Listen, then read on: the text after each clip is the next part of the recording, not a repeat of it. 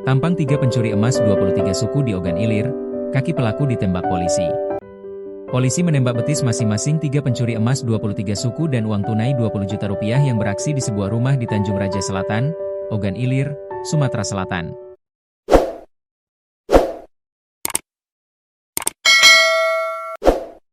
Dari potongan video yang diperoleh tribunsumsel.com, nampak ketiga pelaku dengan kaki terpincang-pincang, meringis menahan sakit saat dibawa polisi menuju ke Puskesmas Tanjung Raja guna menjalani perawatan medis. Diketahui, ketiga pelaku bersama 2 rekannya yang masih buron sebelumnya melancarkan aksi pencurian di sebuah rumah kosong pada Minggu, 1 Februari 2026, malam. Kasat Reskrim Polres Ogan Ilir AKP Muhlis mengatakan, saat ini para tersangka diinterogasi di Mapolsek Tanjung Raja. Sedang diinterogasi. Memang benar sudah diamankan, kata Muhlis kepada tribunsumsel.com dan sripoku.com, Jumat, 6 Februari 2026, petang. Para pelaku terpaksa dilumpuhkan dengan timah panas karena melawan petugas saat akan diamankan. Dari tangan para pelaku, polisi mengamankan barang bukti curian berupa emas 10 suku. Orang tua salah seorang pelaku juga diminta keterangan karena diduga menyimpan emas curian. Untuk informasi lebih lanjut nanti disampaikan Bapak Kapolres, ujar Muhlis.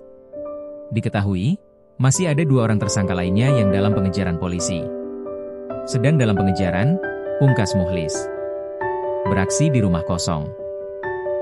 Warga Desa Tanjung Raja Selatan, Kecamatan Tanjung Raja, Ogan Ilir, Sumsel dihebohkan dengan aksi pencurian yang terjadi di salah satu rumah, Minggu, 1 Februari 2026, malam. Tak tanggung-tanggung pelaku berhasil membawa kabur sejumlah barang berharga diantaranya emas 23 suku dan uang tunai 20 juta rupiah. Kepala Desa Tanjung Raja Selatan, Maya Srihartati mengungkapkan, rumah yang dirampok dalam keadaan kosong karena sedang ditinggal pemiliknya.